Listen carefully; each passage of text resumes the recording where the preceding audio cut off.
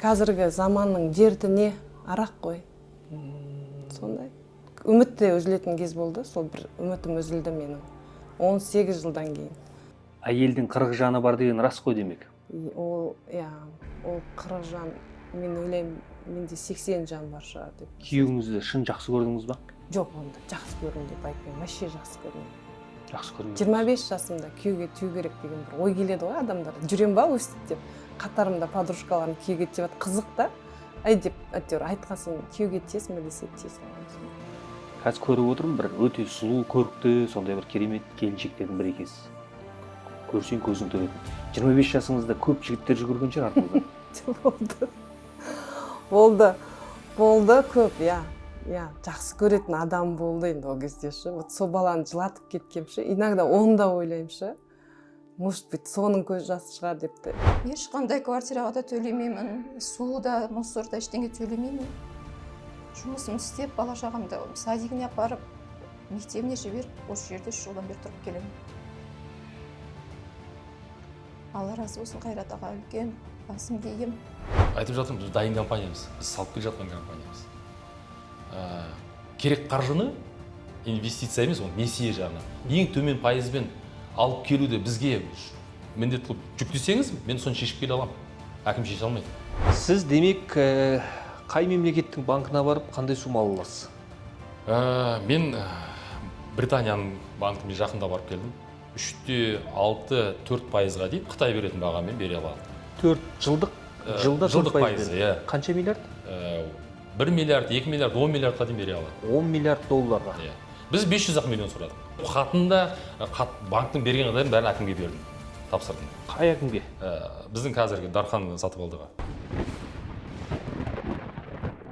Қазақтың әр азаматы бай қуатты болу керек. Сондықтан біз өндіріспен айналысу, ол қазіргі таңда парызымыз. Қисық шегені түзетіп үйренейік. Егер сіздер аңғар соғамын десеңіздер, оның қабырғасымен, яғни шатырына керекті заттардың бірі ол сэндвич панель. Мына біздің сэндвич панельдерге тапсырыс беретін болсаңыздар, өкінбейсіздер.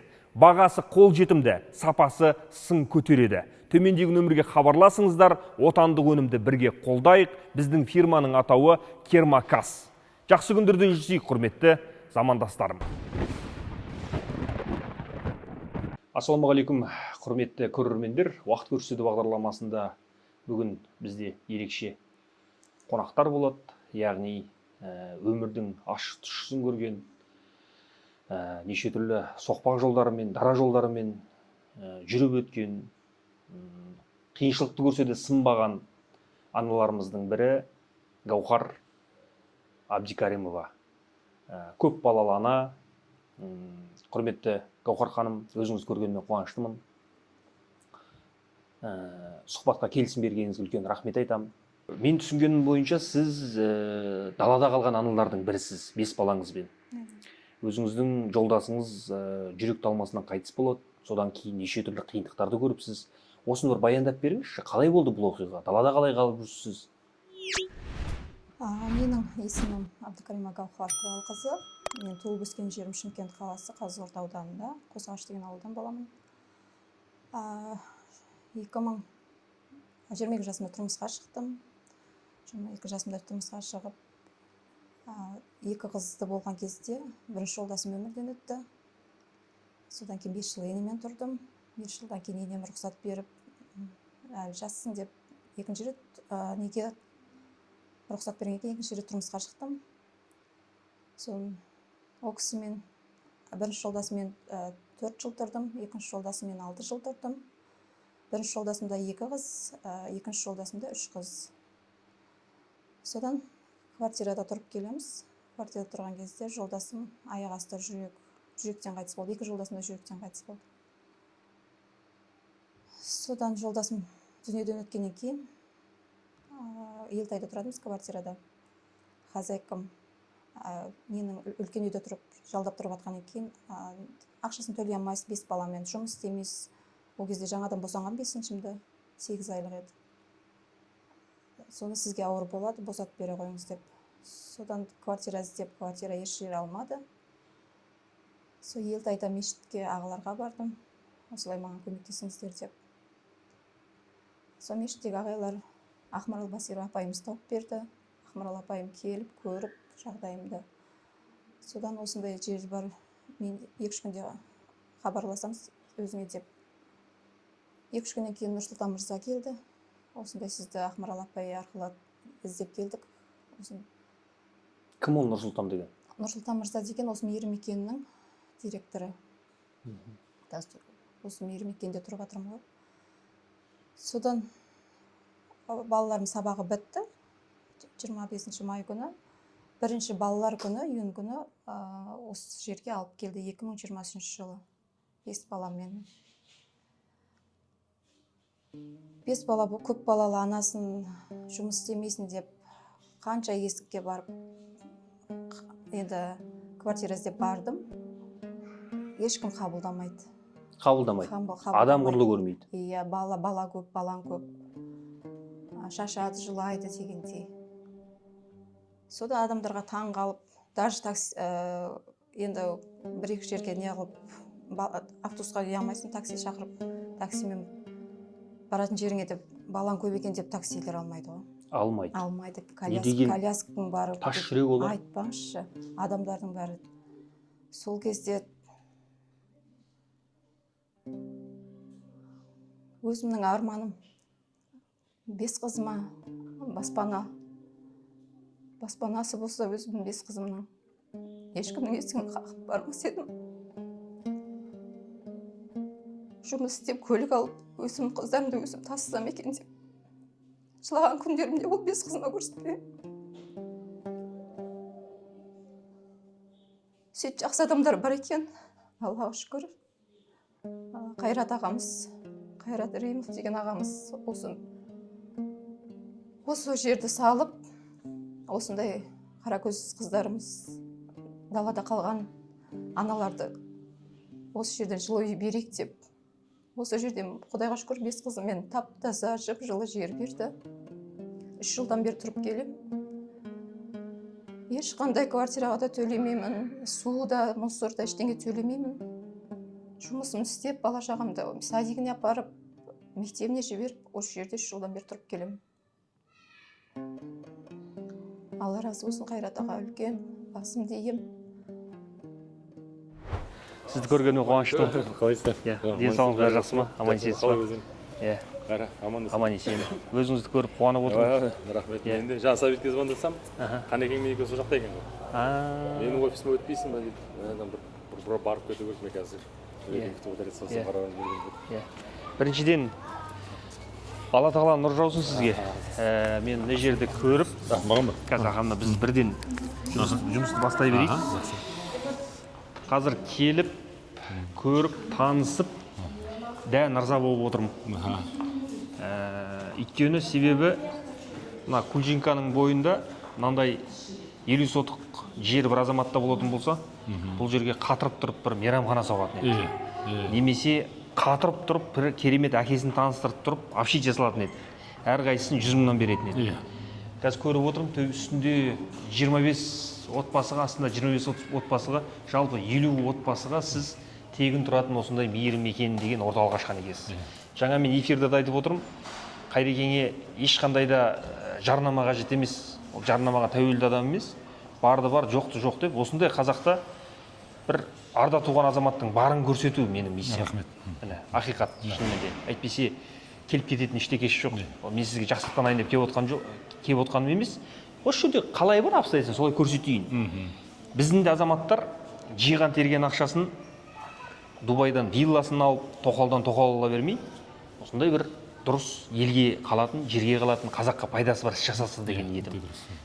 Енді алғашқы сізге бірінші сұрағым, қанша жыл болды бұны соққаныңызға, соғудағы мақсатыңыз, сосын соғып біткеннен кейін осы жақта тұрып жатқан ағайындардың сізге айтып жатқан ақыл кеңестері, рахметін айтсаңыз, не деп жатыр ол кісілердің көзқарасы? Біз осы жылы 2025 жылы желтоқсан айында 5 жыл болды. 5 жыл болды. Мейірім мекенін тұрғызып, бірінші алғашқы тұрғындар кіргеніне. Желтоқсанның 21-інде. Сол 5 жылдығын жақында атап өттік. Одан енді қазір қаншама аналарды енді өздерінен сұрау керек, бәрін енді көңілі жайланды ғой, келгеннен кейін дұрысталды ғой деймін. Неге десеңіз, бұл жерде салыстырып көру керек. Келген кезде қандай болып келеді, бізден кетіп бара жатқан кезде. Бізден бір себеппен кетуі мүмкін. Ол жаңағы үйлі болған кезде. Үйлі немесе өзінің жолдастарымен қосылып жатса, немесе бір туысқандары бір өздерімен қасымызға аламыз деп жатса, өз еркімен да. Сондай ғана бұлай қаншама бізде 100-ден асты жалғыз баспаналар болды ғой. Ешқайсысынан бір біз бір өз еркімізден кетеміз, бізге ұнамайды деген ондай естіген жоқпын. Статистика бойынша 540 мың жалғыз баспана бар екен. Қазақстанда 540 мың. Иә, жалғыз баспана. Оның 80% көп балалылар. Көп балалы, иә.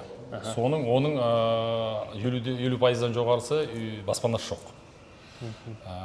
Енді қалғандарының бір 30%-ы туысқандары да жоқ, сосын жаңағы күйеуі жағынан ешбір қолдау жоқ, немесе бір апатқа ұшырап күйеуінен айырылып қалған отбасы, жалғыз баспаналар бар. Бірақ соның дегенмен енді біз соның бір 50 пәтер болса да бір осы проблемаға үлесімізді қосайын деп, соны бір өзіміздің миссиямызды орындап келе жатқан орнымыз бар. Аллаға шүкір, енді басында қалай болады екен деп бастап едік қой, енді қаншама тағдыр, қаншама өмір бізден жалғыз басты өзіміздің қаракөз қазағымыздың қарындастарымыз, әпкелеріміз, солар енді осы жерде тұрып жатыр ғой, тұрып бөлек үйлі болғандар да бар. Өзіңіз туған жеріңіз қай жерден?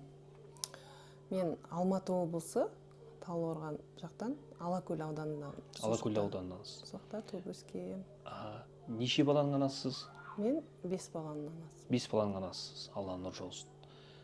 Балдарыңыздың жолы ашық болсын өмірде. Үлкен балаңыз нешеде? 22 жаста. Ол бала. Қазір оқуын бітіріп, Казгасада бітірді, архитекторда қазір жұмыстар істеп жүр. Жолдасыңыз? Негізі жолдасым бар, сол өзінің ауылында тұрады. Өз сол жақта, Алакөл жақта. Мен 18 жыл біз бірге тұрдық. Солай болды. Ол кісінің басқа семьясы бар ма? Жоқ, басқа семьясы жоқ. Мен уже 6 жыл болды осы Алматыда тұрып атқаныма. 5 баламды алып, сондай уже болды, шаршап кеткен кезім. Балаларымды алдым да, жиналып алып кетіп қалдым. Өз бетіммен өмір сүрем деп. Неден шаршадыңыз сонда? Қалай енді? Қазіргі заманның дерті не? Арақ қой. Сондай. Уже болды, шаршайсың ғой. Күтесің, үміт те үзілетін кез болды. Сол бір үмітім үзілді менің. 18 жылдан кейін. 18 жыл бойы ішті ма? Иә, енді басталды. Енді қояд деп күттік, керісінше бізде уже. Енді вообще адам, мен енді өте ауыр болып кетті. Мен өзім қиын болып кетті мағаншы.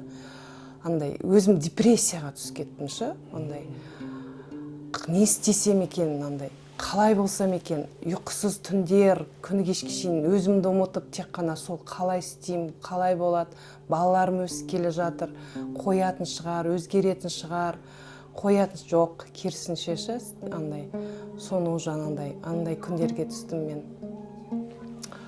Мен не істесем екен, бірдеңе істеп өзіме, датып өзім намыстанам да, балалар өсіп келе жатыр, мен өзім жұмыс істегем, кәдімгідей елдің ортасында жүрген адам болдым да.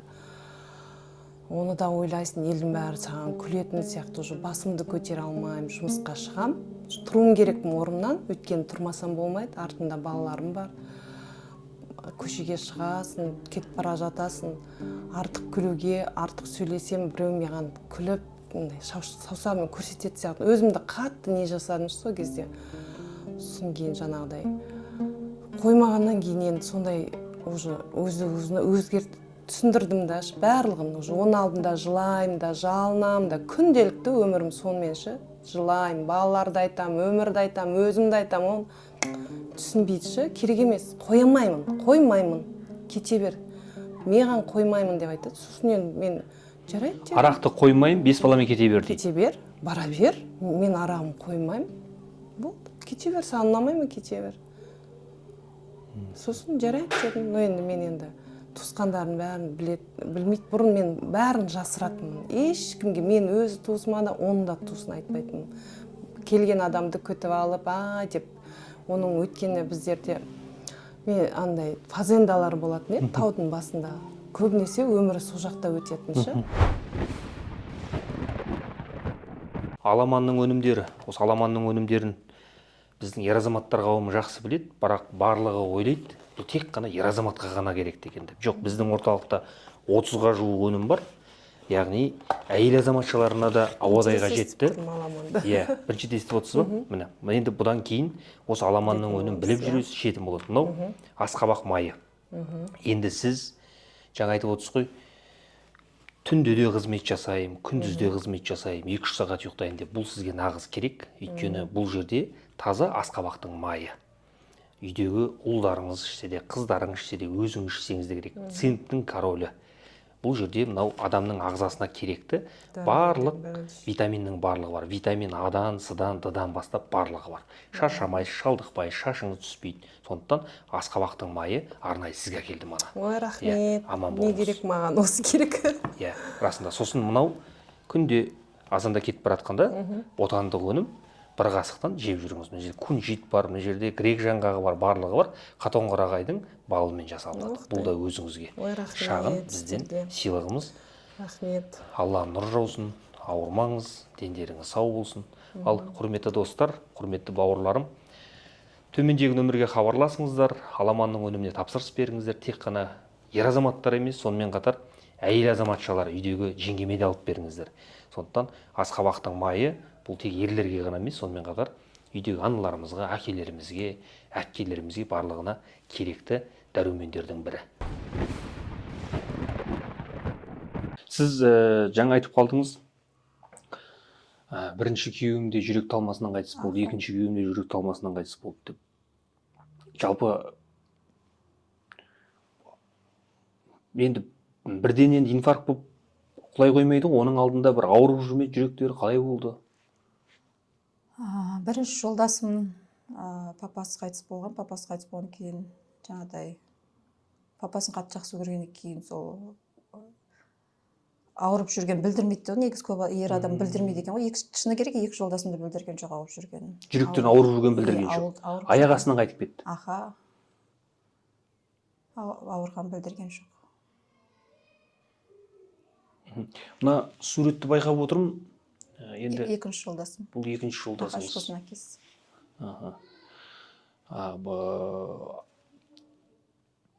Ағайын туысқан деген бар қазақта. Иә, ағайын туыс. Қарайласып тұра ма сізге бұл жақтағылар? Иә, қыздардың халын сұрап, енді бәрінің өзінің отбасы, ошақасы дегендей, бала шағасы дегендей. Енді үй жағынан көмек неғыламаса да, жағдайымды біліп, қыздарды неғып тұрады. Қыздарды біліп, қыздарға ақыл айтып. Енді атам қазақтан сөз қалмаған ғой. Жетімін жылатпаған дейді, жесірін қаңғытпаған дейді.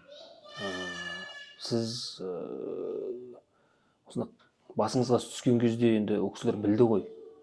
Көмек сұраған сәттеріңіз болды ма? Көмекті өзім намысшыл адамның бірімін. Шыны керек, көмекке, квартирадан шығарып жатыр ғой, бізбен бірге тұра ғой деп айтқан туысқандар болды. Мен 5 қызымен, қазір өзіңнің 5 қызымен, мен әке-шешем қайтыс болып кеткен ерте. Әке-шешеге 1 күн сиясын, 2 күн сиясын, 3 күн сиясын ғой, шыны керек, ана заманда. Ал тем более бұлай ағайынға мен 5 қызымен сыймаған екен, мен бас тарттым. Өзім бас тарттым. Өзім үшін неған екен, өз әрекетін өзім жасайын деп. Өзіңіз әбден өмірдің тауқыметін көрген екенсіз ғой, өз әке-шешеңіз өмірден өтіп кеткен екен, иә? 7 жасымда анам кетті, 23 жасымда әкем қайтыс болды. Енді Алланың алдына кетті ғой, мен бұлай сағынасың, бірақ бала шағам қасында жылап, бұлай неғылай езіле берме, бұл кісілерде қиналады дейді. Бұл кісілерді мен тастап кеткен жоқ. Тірі жүрсе, онды неғылып отыратын, ойбай, тірі жүр ғой деп. Алланың алдына кетті, бәріміз барамыз. Мен бұлай не алмаймын. Әке-шешем өмірге әкелген екен. Рахмет ол кісілерге де.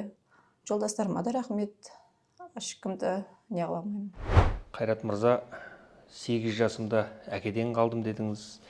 Өмірдің неше түрлі қиын қыстау кезеңін көрдім. Сол кезде іштей анаңызға берген сертіңіз ғой. Келешекте мен өсетін болсам, осы қазақтың аналарын далада жылатпаймын, бір тегін орталық ашам деген ойыңыз болды ғой. Иә. Сол мақсатпен келе жатсыз. Сол мақсатыңызға жеттіңіз. Дәл солай. Анамыздың Аллаға шүкір қазір көзі тірі. Иә. Ол кісі андай істеп жатқан игі шаруаңызды көріп, не деп сізге ақыл кеңес айтады? Ырза болатын шығар әрине. Әрине ырза. Енді ол негізі маған бірақ сұрақ қойды. Мен сұрайын деп жүрмедім балам. Қашан осы жаңағыдай бір қайырымдылыққа, осындай бір өзіңнің бір ойыңда жүрген нәрсені қашан жасайсың? Сөйтсем, сен жасап жатқан екенсің ғой. Мен бұны аяқталмаған ешкімге айтқан жоқ едім ғой. Аяқталып, сосын мына уже бірінші тұрғындарды кіргізетін кезде, сол кезде ғана бәріне айттым. Оған дейін қасымдағы достар, үйдегілер ешкім білген жоқ. 2009-да сіз түрмеден шықтыңыз? 2020-да. Кешірім сұраймын, 2019-да тергеу басталды, 2020-да сіз шықтыңыз? Иә. Сосын бірден осыған кірісіп кеттіңіз? Иә, шыққаннан бір ай, 2 ай жер іздедік. Жер іздегенде бізде аналарға балаларын мектепке, сосын қаланың ішіне шығуына, қоғамдық көлікке жақын жер керек болды. Болмаса басқа да қарастыратын жерлер болды. Бірақ осы жаңағы базар болғасын қасымыздағы. Жетісу базары, сол бізге ыңғайлы болды. Көліктердің бәрі осында тұрады. Неліктен ары өткен, бері өткендер бұл акиматтың жасап бергені сіз деп айтады? Неге бұл Қайрекеңнің сіз деп айтпайды? Енді біз жарнама жасамадық, ешкімге айтылмады, соны айтып отырмын ғой, біз аяқтағанша ешкім білген жоқ. Біз салып болып, аналар келіп кетіп жүрген кешеде біз ешкімге осындай үй бар, анау салып еді, мынау салып еді, мен салып едім, ондай біз ештерде жарнама жасаған жоқпыз. Енді қазір мемлекетте көп нәрсе бағдарламалар болса, ол алдын ала айтады, салмай тұрып, сосын барып оның бәрі. Енді сонымен салыстырғанда енді айтылған шығар, толықтай бір ешқайда бір жаңа істеліп жатқан нәрсе еш жерде айтылмады деп. Айына коммуналкаға миллион теңгеден астам қаражат төлейсіз. Иә. Дұрыс қой, өз қалтаңыздан. Сіз су, свет, газдың барлығын өзіңіз тарттыңыз осында, иә? Нөлден бастап. Иә, мұна Талғардан алып келдіңіз ба? Талғардан алып келдік. Ең соңғы подстанция мынау Талғардың жанындағы болды. Басқаларында жаңа берелім мощность болған жоқ та. Көрші базарларда нелерде өзінің артық жаңағы ток энергиясы болған жоқ. Сондықтан біз өзіміз құрылыс компаниямыз өзіміздікі болғандықтан 1,5 айдың ішінде соны жерді қазып өзіміз осында алып келдік. Өзіңіздің инста парақшаңызды көрсем, тек жаттығудан жаттығу сізде. Иә, ол бар еді. Сыптайсыз, 30 жасар жігіт дейді. Рахмет. Мына жерде кедір жаңғағы бар, алтын тамыры бар, қызыл тамыры бар. Мына жерде марал мүйізінен жасалған керемет сироптың қосындысы бар. Бұл бағанағы түнгі тестостеронды көтермейді. Бұл күндіз тренировкада қолданасыз. Шаршамайсыз, өзіңізді керемет сезінесіз. Сіз енді мына бытса бәрін шетін сияқтысыз ғой. Сон табиғи түрі. Табиғи түрі. Осыны күнде үлкен қасықтан, бір қасықтан ішіп жүріңіз. Қазір нешедесіз аға? 52. 52 дейсіз ба? Енді құдай қаласа 60 пай, 70 байлар дүниеге келсін. Ол үшін ұйықтамауымыз керек. Мынау сол бір ұйықтатпайтын керемет өнімдердің бірі. Малайзиядан шығады. Тангатали деген өсімдік бар. Содан жасалынады. Мына біреуін екіге бөліп ішесіз. Не деп аталады? Еркексің дейді. Көрдіңіз ба? Біз тек қана қазақи есімдер ғой. Керемет, керемет. Біреуін екіге бөліп ішесіз. Қызық болады, күшті болады. Рахмет айтасыз. Сондықтан өмірдің бір қызығы сол ғой. Рахмет. Абай атамыз айтады, арыңды сатпай, еңбегіңді сат. Біз еңбек сатамыз. Өте дұрыс. Өйткені операторлардың берілетін ақысы бар. Ана қаладан мына қалаға шапқылаймыз. Сол кезде өзіңіз сияқты азаматтарға жаңағындай лыпылдамау үшін, аға жол күрейді не істейсіз, ұшағымыз не істейсіз деп айтпау үшін біз еңбек сатамыз. Сосын осыдан салық төлейміз. Сосын адамдарға жұмыс береміз. Біздің шаруа осы аға. Дұрыс қой, адал шаруа. Алла нұр жаусын. Өте жақсы. Аман болыңыз өзіңізге. Ал құрметті достар, сіздер қайдан аламыз десеңіздер, төмендегі нөмірге хабарласыңыздар. Телефонды өзім көтеремін. Сағынтаев әкім болған кезде әкімге кірдіңіз, қателеспесем. Осындай бір игі шаруа жасап жатырмын, қазақтың көп балалы аналар, далада қалғандарды қамқорлыққа алсам дедіңіз. Сол кезде Сағынтаев акиматтың балансын өткіз деген сөз айтыпты. Ол қаншалықты рас? Енді бұл жерде құжат мәселесі қиын болды. Жүгірдік, істедік, сосын біз әкімшілікке тапсырдық қой құжаттың бәрін. Сосын бір кездесуде айтқан, енді біз бір тек бәрі салынып бітіп тұр. Осы жаңағы свет мәселесі мен газ мәселесін шешіп берсеңіз, сосын мына жер мекемесі бізге құжат жағынан кішкене созып құжаттарымызды алмай жатырмыз. Сол кезде мынау коммуналдық өзіміздің мемлекеттік не бар, ол тұрғын үйде жаңағы кезегін күтіп тұрғандарға беретін өзінің акиматтың ішінде өзінің бір бөлімшесі бар. Сол кезде сол жаққа енді бұл жерде 50 пәтер екен, соның бір 20-сын өткізіп бізге де бір көмек болсын. Сол кезде айттым, қалай болады? Біз қайырымдылық жасап жатырмыз, сіздер бізге көмектесудің орнында сіз бізден сұрап жатсыздар ма деп. 20 пәтер сұрадық. Иә, содан әңгімеміз келіспеді, біз құжатымызды қайтарып алып өзіміз жасадық. Қайтып кеттіңіз. Иә. Сонда күріштің арқасында күрмек су ішті дегендей сондай болайын деп тұр ғой бұл, Иә. Енді құрметті Қайрат мырза, мына жағына келейікші. Неліктен сіздің ту талақайыңызды шығарғысы келгендер көп болды. Әбден мазаңызды алды. Түрмеде шіріткісі келді. Әйтеуір жалпы біресе мына жақтан бір тартты, біресе мына жақтан тартты. Әйтеуір түбі мақсаттарына жетпеді. Ол адамдардың жүзін қазір көргенде сіз кездесіп бір көріп қалсаңыз, олар қандай күйде болады? Жақында ғана көргем, күй енді бір айтарлықтай өздерінде де әңгімелері жоқ қой деймін. Сұраса енді жауабым дайын ғой. Сұрағанда енді бір өздеріне де оятын сұрақтарым бар ғой. Дегенмен мен ол басымнан өткенді ұмытуға тырысам. Неге десең, егер біз Алла тағаланы әділ дегеніне күмәнсенеміз ғой. Сондықтан адам кек сақтамау керек, адам бір өшін алуға тырыспау керек. Алла тағаланың сонда әділдігі білінеді. Мен оны қазір көріп жатырмын.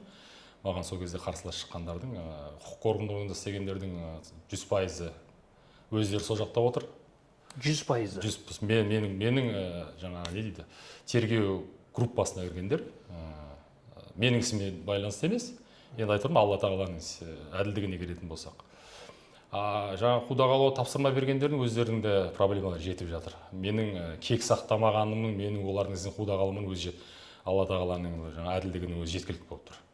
Ал себебін айтатын болсақ, қызық өмірде бір нәрсе гүлденіп жақсы болып келе жатса, адамдарда соған бір жаңағы бір өзінің бір тұмсығын соққысы келіп, тағы да бір соны еленіп алады. Біздің бір білмеймін қай жақтан келген қасиет біздің қазаққа.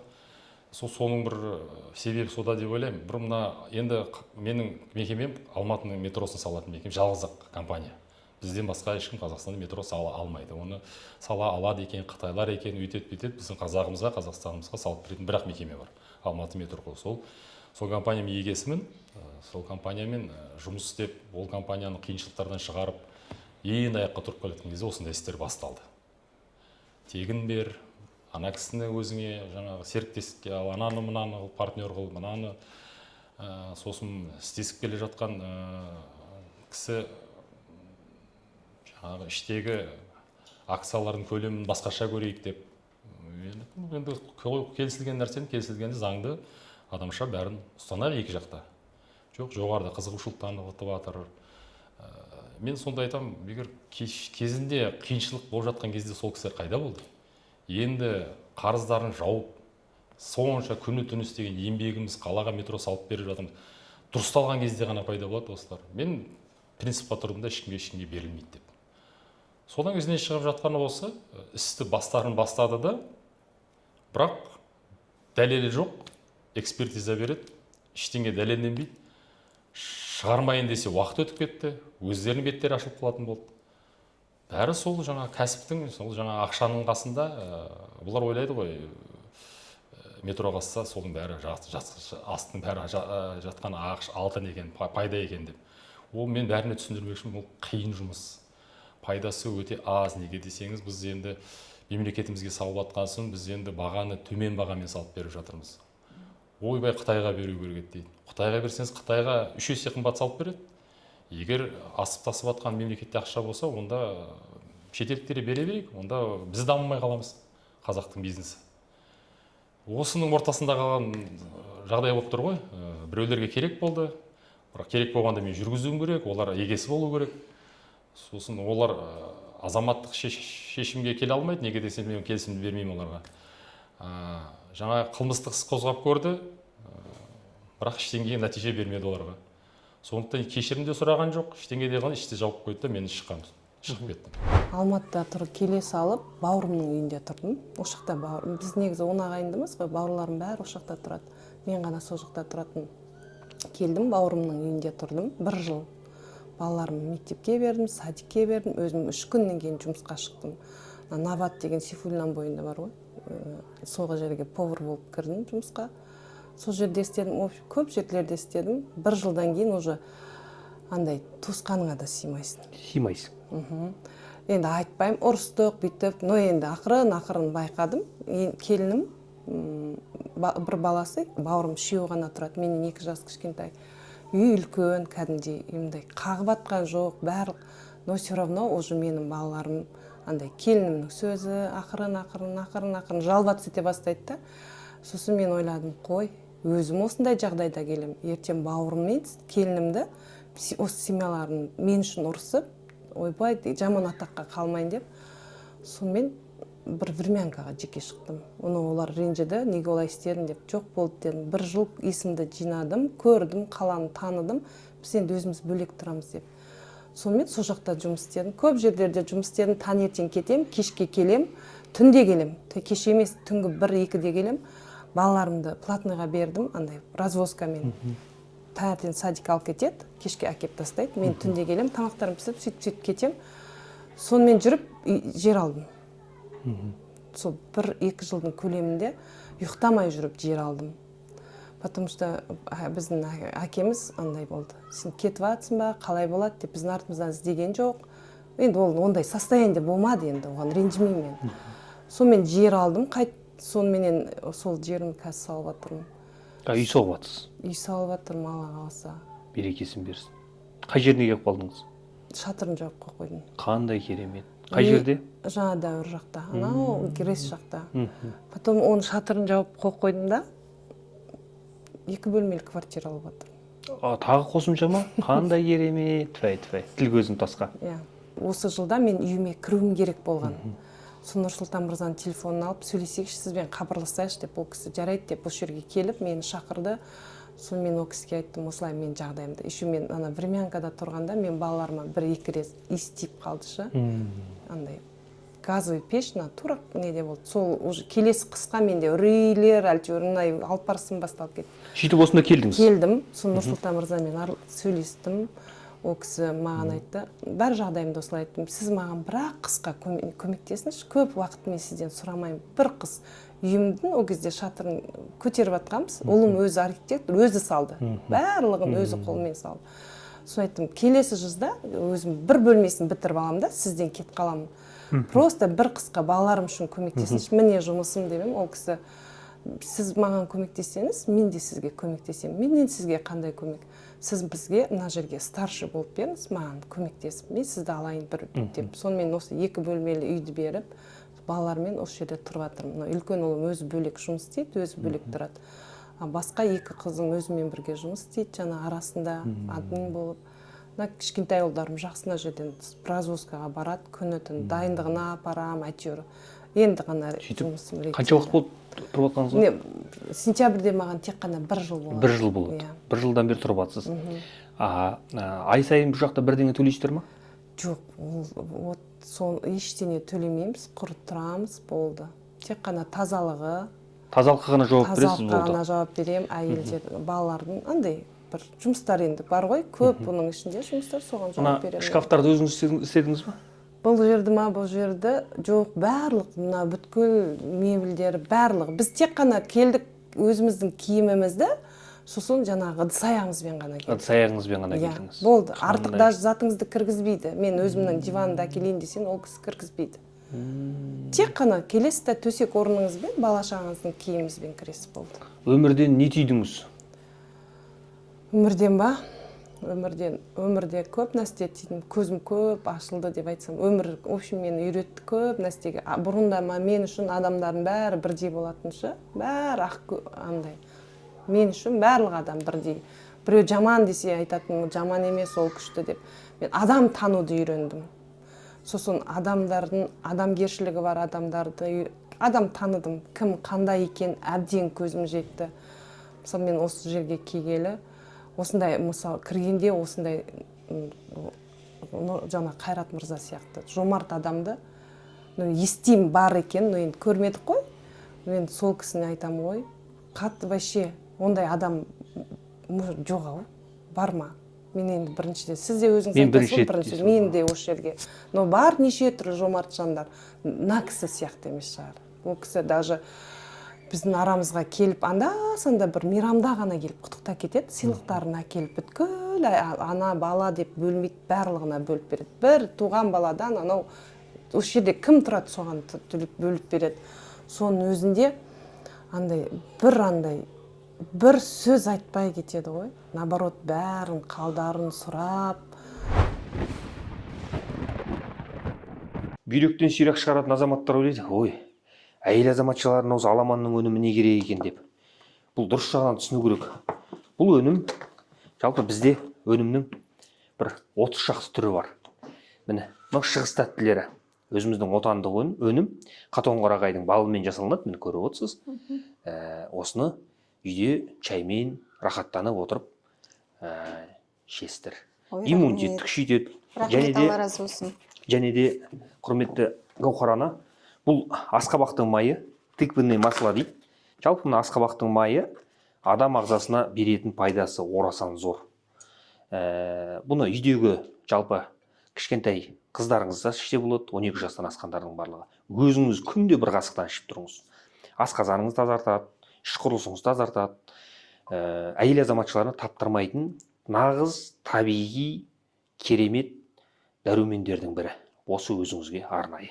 Деніңіз сау болсын, Алланың нұры жаусын, аман болыңыз, ешқашан ауырмаңыз. Сізге мынандай условия қойғандар рас па? Өзің шетелде жата бер, осындай 20% акция саған түсіп отырады. Біз өзіміз жүргіземіз деген. Оны басынан бастап, ортасында да, сосын мына тергеу жүргізіп жатқан кезде да өзі тергеушілер енді солар арқылы айтып жіберіп жүрген шығар. Сіз неге бұл ондайға барып жатсыз? Сіз рұқсат береміз, шығып кетесіз, шетелде тұра беріңіз. Бұл жақта басқаратындар болады, жоғарыдан адамдай тағайындалады компанияңызға, мекемеңізге. Жүргізіп, сол жақта керек қаражатын алып отырасың. Сөйтіп айтты. Иә, мен айттым, оған келісе алмаймын. Мен сондықтан аэропорттың маған тиым салмақтың ұшуға бұрын 2-3 ай мүмкіншілік беріп қойды маған. Қорқып қашып кетеме дегендей. Демек сіз Қазақстаннан шаға невыездной болғансыз сіз? Сізге бірақ олар 3 айдай уақыт берді дей. Қашып кетсіңдер? Жоқ, басында невыездной болған жоқ. Ол бір ай көріп тұрсыз ғой. Сізде қазір біз қоймай отырмыз. Ол не деген? Оны біз сізге неге қалдырып отырмыз? Тергеу көріп жүріп жатыр. Бірақ есік ашық қой. Неге шығып кетпейсің? Сосын ашықша айта бастады. Шығып кетуге мүмкіншілік бар.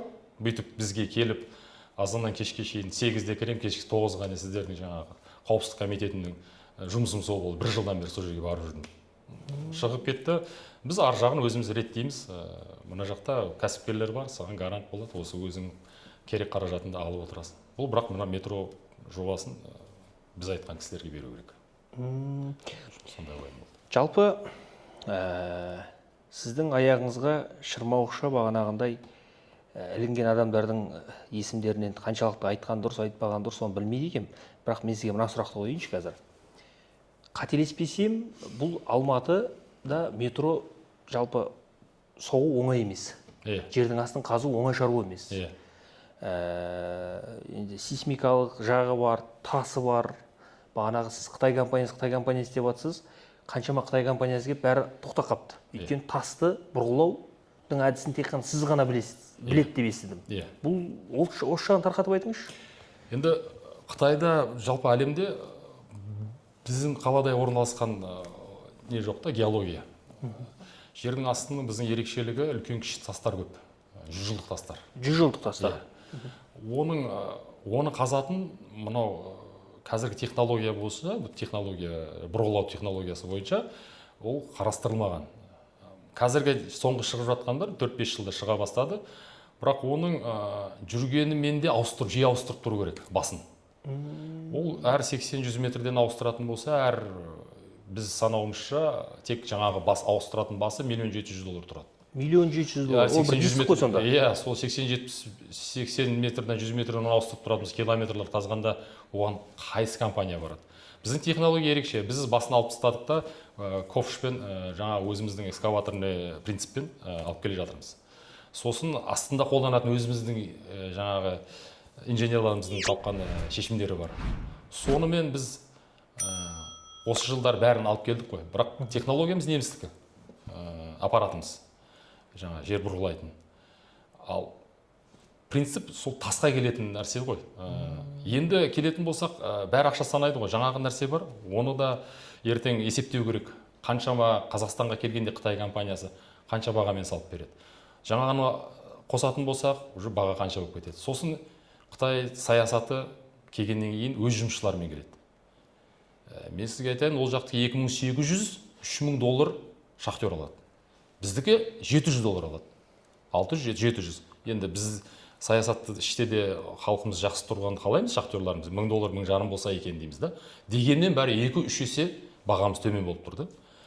Қазу, сосын қалған басқа нәрселерде өзімізден Қазақстаннан алатын болғандықтан, біз құрылыс бізге бағасы арзан болады. Қазақ компаниясы салса арзан. Қытайлардікі енді көріңіз, өздері жұмыс істеп отырған компания, Қытайда, шетелде ең арзаны $320 миллион километрін. Біз Километр 320 миллион. Ол соңғысы мына Румынияда неде жасап жатыр Қытай компаниялар. 200-ге дейін түсуі мүмкін. Біздің компания 70 миллионға километр. Километр қанша? 1 километрін 70 миллионға. 70 миллионға? Иә. Сонда салыстырыңыздар деймін де, егер біреулер айтады, қойыңыздаршы бұл айтыла береді. Оны жаңағы бизнес ретінде, жаңа экономиканы санап келетін болса, еш жағынан қарағанда бізде Қытай компаниясы немесе басқа шетелдік компанияның келгені бізге келгені қымбат түседі деп тұр. Қымбат түседі. Иә. Сіздікі 2 есе арзан. Иә, 2-2,5 есе. Сіздікі 70 миллион, аналардікі 320 миллион. Олар қазір 200-ге дейін болса, 180 болады, ойлануға болады деп отыр. Енді мен жиі барам ғой Қытайға. Біз енді әкімшілікке де түсіндірмек үшін біз құрып отырған жоқпыз. Қытайдың мықты метро салатын екі компаниясы бар. 6-20 бюро. Солармен қарым-қатынасым, менің жеке қарым-қатынасым өте керемет. Мен олардың қыр-сырын бәрін білемін. Маған үкіметте немесе әкім басқаша айтып отқан кезде таң қаламын да, сіздер ол жақта болмадыңыздар. Сіздер бұл жер қазуының, метро салуының қыр-сырын білмейсіздер. Оны несіне маған жалған ақпаратты маған айтып отырсыздар деймін. Оны сіздер ертең бұл жерде дұрыс түсінбей, оны жоғарыға жеткізесіздер. Жоғарыдағылар кім өтірік сөйлеп отыр? Өзіміздің қазақтың компаниясы өтірік сөйлейді деп ойлаймын. Ол соның үшін айтамын, салыс түрде көру керек. Жоқ, бұл не деген соқыр адамдар неге өзіміздің қазақ жігіттеріне мүмкіндік бермейді? Мен соңғы кезде қатты сол мәселені ойланамын. Жоқ, неге ол әлде сізбен бөлісу қиын ба оларға? Сол жағы бар шығар деп ойлаймын. Әлде ана сырттан келгендер бағанағы тымпиып келіп тымпиып кете ма олар? Енді жақсы ғой, өзіміздің бағанағы президенттің де саясаты сол емес па? Жергілікті адамдарға жұмыс беріңдер, жұмыссыздықты азайтыңдар, мүмкіндікті көбейтіңдер дейді. Қаншама қазақ азаматтарына жұмыс бересіздер? Қандай мүмкіндік біріншіден? Екіншіден, бағасы 2 есе арзан. Жаңа сіз $70 миллион ғой, километрі. 70 миллион, анау $320 миллион. 320-дан басады. Егер жақын деп санайтын болсақ, 180-200-ден төмен болмайды олардың бағалары. Мен соны түсінбеймін, сонда неге біздікілер бағана соқыратқа бір білесіз қой енді? Бұл жерде мен кез келген адам секіріп мінгісі келіп тұрады. Мен ойлаймын, бұл жерде бәрін біздің метро мен ЛРТ ұқсайды ғой. Сол болған нәрсе шенеуніктердің енді өзінің моральдық құрылысы солай ғой. Бұлар ЛРТ-да енді қанша адам тұмсығын сұғып, қанша адам сол жерден байды десек болады, қашып жүргендері көп та. Әлі ол жерде көп нәрсе ашылған жоқ. Сол нәрсе әлі бұларға бір жаңағыдай жаман ой салып тұр, өздеріне бір жаңа болашақ пайдасын ойлап тұр ғой деймін. Неге десеңіз, егер экономика жағынан келетін болса, уақыты мерзімі өзіміздің қазағымызға жұмыс беріледі, қанша 1000 шахтер әр айда жалақы алып отырады. Оның 3-4 баласын санағанда, ата-анасын санағанда қанша отбасы Алматы қаласында қаржыланып отырады, жалақысын алып отырады. Сол жағын ойламайды. Қытай деп береді, жарайды. Ешбір мемлекет басқа ұлттың компанияларын ойламағанда, тек бірінші экономикасын ойлап, сосын бар. Біздікі керісінше. Қытай келеді. Мен сол кезде салыстырып ойлаймын, ЛРТ-ның несі келеді. Сол кезде жаңа ЛРТ-да өйстіп байыған болса, неге метрода сөйтіп байымас екен деп өздеріне сондай ой келіп отқан сияқты. Қайратпен мен сөйлесетін болса, мен айтым жоқ. Мен сіздерге төмен бағамен салып берейін. Бірақ жаңағыдай шапка бер. Ондай нәрсеге маған жақындамаңыздар. Кіреберісті көрдік, үлкен коридорды көрдік. Балдар осы жерге сабақ оқиды. Осы жерге оқиды. Осы жерде сабақ оқиды. Мынау 2 бөлмелі. 2 бөлмелі пәтер. Көрсете аласыз ба бөлмелерді? Көрсетемін.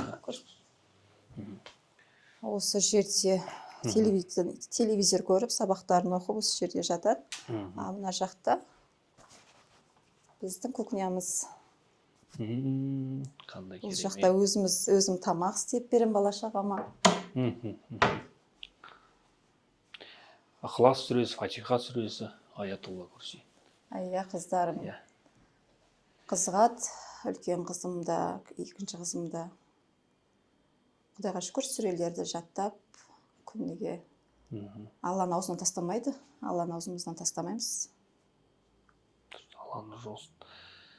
Гүлдерді қыздарыңыз әкеп берді ғой. Кеше, неге лимузинмен жүргізіп, екінші қызымды Қызылдарушкадан жүргізді ғой, жаңа киносын. Қандай киноға түсіп жатыр? Бұйырса көреміз енді, экранға шыққанда. Күтуші Тео деген. Күтуші Тео, өте керемет. Күтуші Тео. Мынау, мен түсінген бойынша, сіздер осында келген кезде бұның бәрі болды ма? Бұның бәрін Қайрат Мырза өзі қойып. Барлығы. Жап жаңа күйінше. Стиралкаға дейін, барлығына дейін. Бәрін қойып берді. Ештеңе сатып алған жоқ, біз бәрін қойып берді. Төсенішке шейін осы кісі қойып берді. Мына стөл барлығы осында болды? Бәрін осында жаңадан әкеп берді. Ішінде душы бар, ыстық су, суық су. Душ мына жақта, Душ та осы жақта, душы да бар.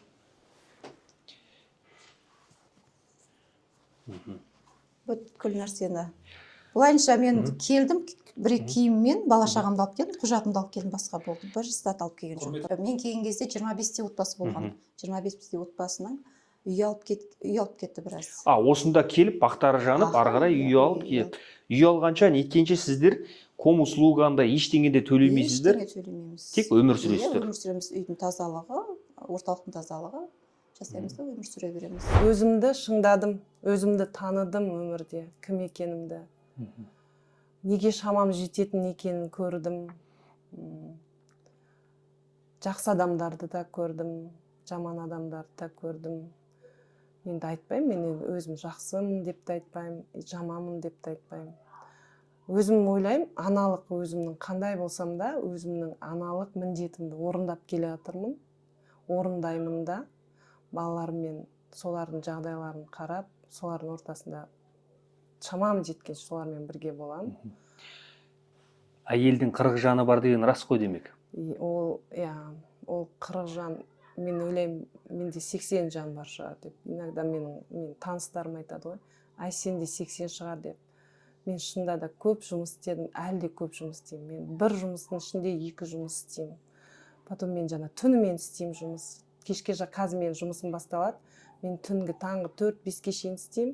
Таңертең бір 3-4 сағат ұйықтаймын. Таңертең менде сағат 9-дан менде я телефонымда, я есігімде тұрады.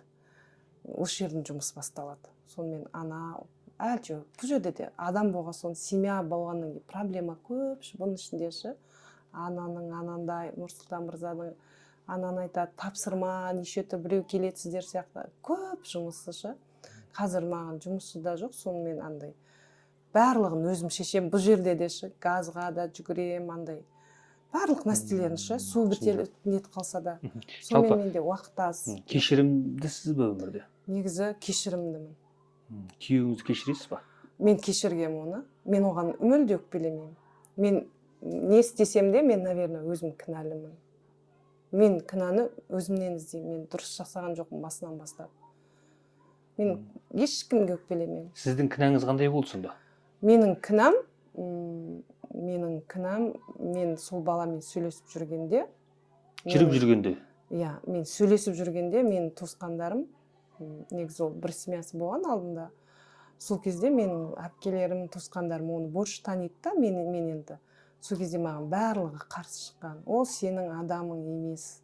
Сен онымен тұра алмайсың дегенде мен оларға қарсы шығып, мә сендерге деп сол балаға барып күйеуге шыққам. Мен қазір енді соны ғана өзім айтам. Менің өз обалым өзіме. Мен өзімнің туысқандарым айтып тұрған ақылын тыңдамай, өз жолымды өзім таңдап алдым. Болды, мен басқадай күйеуіме, мысалы, елдер айтады ғой, күйеулерін жамандап, сөйтіп, мен олай істемеймін. Ол да өзінше бір жақсы адам шығар. Просто, может, ол сондай адам, слабый адамдар. Мен білем оның слабый екен. Ал мен балаларын араластырам. Бірінші күннен, қазірде балаларын айтып отырам. Әкелеріне барыңдар, хабарласыңдар, звондандар. Каникулма балаларын салып жіберем, кішкентайды. Қыздарға да звондадыңдар ма? Өзім сөйлеспеймін, конечно. Звондадыңдар ма? Сөйлестіңдер ма? Қалай екен, барып келдер деп мен всегда нетем. Мен айтам оларға, сендерде әке біреу-ақ. Мен сендерде басқа әке болмайды. Қандай болса да ол сендердің әкелерің. Может, маған күйеу болмады, әке сендерге болады деп. Мен әкелермен керісінше араластырам. Алла қаласа тағы барады. Жазғы каникулда 2 ұлды апарып жіберем. Өзі тосып алады, салып жібереді. Ал енді өзіміз былай. Күйеуіңізді шын жақсы көрдіңіз ба? Жоқ, онда жақсы көрдім деп айтпаймын. Вообще жақсы көрмеген. Жақсы көрмеген. 25 жасымда күйеуге тию керек деген бір ой келеді ғой адамдар. Жүрем ба өстіп деп. Қатарымда подружкаларым күйеуге тиіп қызық та. Ай деп әйтеуір айтқасын күйеуге тиесің бе десе тие саламыз. Махаббат болған жоқ? Болған жоқ. Сезім болған жоқ? Сондай болған бір. Сол үшін мен күйеуіме ренжімеймін. Потому что андай бір нандай елдер айтады, мен сені бүйтем, сөйтем деп алады ғой, мысалы, бақытты жаса. Ондай бізде арамызда ондай нәрсе болған жоқ, ондай сөз болған жоқ. Просто таныстық, қосылдық болды. Если ол маған мынандай нәрселер обещать етіп, соны орындамай, солай болса, может, мен өкпелер едім. Сен сол сөзіңе сеніп, сен маған сөйтіп айтқасын. Айтпаған, айтпаса да мен барғам сол жаққа. Сондықтан да мен өзімді ғана кінәлаймын. Қыздарыңызға бүгінгі таңда қандай тәрбие беріп отырсыз? Қыздарым ба? Қыздарым қасымда оқиды, жұмыс істейді. Но енді айтам, менің қателігімді қателемеңдер. Мен даже кейде айтам оларға, өздерің дұрыстап ойланыңдаршы деймін. Потому что мен өз тағдырымды өзім дұрыстап таңдап шеше алмадым. Енді менің қателігімді менған қарап қана нетіңдер, үйреніңдер. Мен сендерге кәдімгі сабақпын. Сендерге мен ештеңе айтпаймын, просто біздің әкелеріңнің біздің тағдырымызға қараңдар да, соған қарап өздеріңді ойланыңдар деймін да. А так мен сендерге қатты андай ақыл бере алмаймын деймін да. Шын ғой? Ну енді айтам, конечно. Күнделікті бала шағаның қамы деп мен шақпылап жүрмін. Мен сендерге нағыз емтиханның өзімін дейсіз ғой. Иә. Маған қараңдар, міне, сабақ алыңдар дейсіз ғой. Солай айтам, иә. Потому что мен сендерге кейде айтам, мен әлі күнге шейін өз тағдырымды реттей алмай жүргенде, мен сендерге бүйтіңдер, мынандай болыңдар деп айта алмаймын деймін да. Олар өткен айтады ғой. Сен өзің, мысалы, ондай да болды. Неғып сен басқа дұрыс күйеу таңдап тимедің? Неғып сен енді алқашқа тидің деген жаңағыдай болды да. Арамызда қыздарымнан естідім ол сөзді. Естідіңіз ба? Естідім. Неге сен ақылды болсаң, жақсы біреуге тимедің деген сөз естідім. Алқашқа тидің деп айтып жатыр. Жоқ енді түсінікті ғой, енді әкелерін өскеннен көріп келеді ғой. Неғып шетін адамға тидің? Неғып сен ақылды болсаң, неге дұрыс адамға тимедің деген сөз естідім. Содан ендеше айттым. Ал ендеше сендер мен сияқты болмаңдар. Мен ақылсыз болған шығармын. Енді сендер маған қарандардағы ақылды болып өсіңдер да, өздеріңе дұрыс жар таңдаңдар. Мен сізге бір қисынсыз бір сұрақ қояйыншы. Қазір көріп отырмын, бір өте сұлу, көрікті, сондай бір керемет келіншектердің бірі екенсіз. Көрсең көзің төгетін. 25 жасыңызда көп жігіттер жүгірген шығар артыңыздан. Болды көп, иә. Жақсы көретін адам болды енді ол кезде. Сол баланы жылатып кеткемші. Иногда оны да ойлаймшы. может быть соның көз жасы шығар деп неше түрлі ойлайсың ғой енді өмірің дұрыс болмағаннан кейін. А негізі ең бір неткенім мен бар ғой андай болғамшы, ерке болғамшы, қатты ерке болдымшы, до того андай ешкім тыңдамайтын болып өскемші. Сонымның несі көбірек өзімнің өміріме әсер еттіші. Бірақ енді артық кеткен жоқпын, бірақ андай өзім деп андай нететін едім. Сон жаңағы әпкелерім ғой, жаңағы өзім туған әпкелерім жаңағы үйтпе, бүйтпе деп оның жаңағы бәрі жаны ашып жатқанда оларға ерегесіп дейдімші мен. Андай көрсетем. Сендер маған жамандық, сендер мені қызғанып тұрсыңдар ма не деп өздерің күйеуге тиіп алады екенсіңдер. Сосын мен біреумен жай ғана сөйлесіп жүрген адам болған негізі олшы. Сендер не сонда жай сөйлесуге болмай ма не?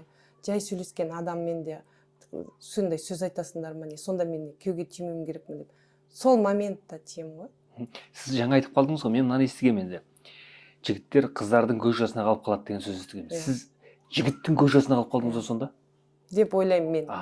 Ол жігітті тастап кетіп пеңіз сіз 25 жасыңызда? Тастаған жоқпын, негізі сол моментта күйеуге кеттім, басқа жаққа кетіп қалдым. Ол жігітпен де жүріп жүрдіңіз? Жоқ, ол кезде былай болды.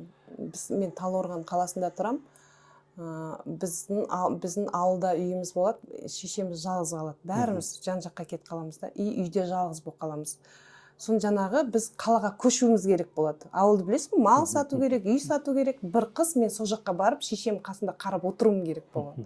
Сол кезде мен күзінде кетем да, келесі жазында мен мына жаққа көш келеміз деп кетем ғой. Сол моментта мен сол жақта барам да, күйеуге тиіп аламын. Жоқ, бағанағы сіз айттыңыз ғой, бір жігітке шығуым керек, соған шықпадым деп. Ол просто сөз байласып, сөйлесіп жүргенбіз негізі.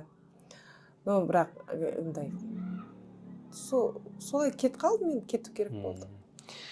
Ол бала байқұс бәлен жыл жүрді, сосын одан кейін қанша жыл жылады. Іздеп те келді артымнан. Сіздің артыңыздан іздеп те келді ма? Барды, келді, көрді менің қайда барғанымды. Ол бала да айтып кетті, сен мына жерде тұрмайсың, кет қалсашы деп. Мен қайттан алам деді ғой сізді? Кел, ажырас деді ма? Солай да айтты. Сіз тұрмысқа шығып кеткеннен кейін артыңыздан іздеп келді демек?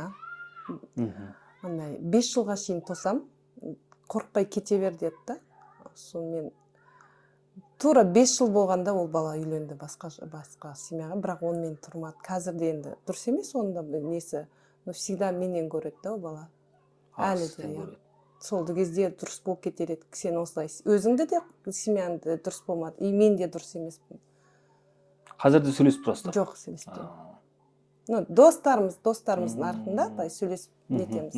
Той кездесіп қалғанда, но енді бай қатты сөйлеспейміз. Ол жігіттің махаббаты сұмдық болыпты сізге деген? Жақсы болған, жақсы бала болады негізі. Өзім сондай қателік істеген, мен көп жерде мен ешкімді кінәламаймын, күйеуімді де кінәламаймын, басқа ешкімді нетпеймін. Но енді бәр жерде мен өзімді не ойласам да өзіме тіреледі. Қателіктің бәрін өзім істеген. Сіздер қанша жыл соқтыңыздар? Біз 4 станция салдық, соңғылардың алдыңғы 8-ін, мына несін, соңғысын біз таза 3 жылдың ішінде салып бердік. Қай жерден қай жерге соқтыңыздар сіздер? Біздің соңғы станциямыз Момышұлы мен Сарыарқа.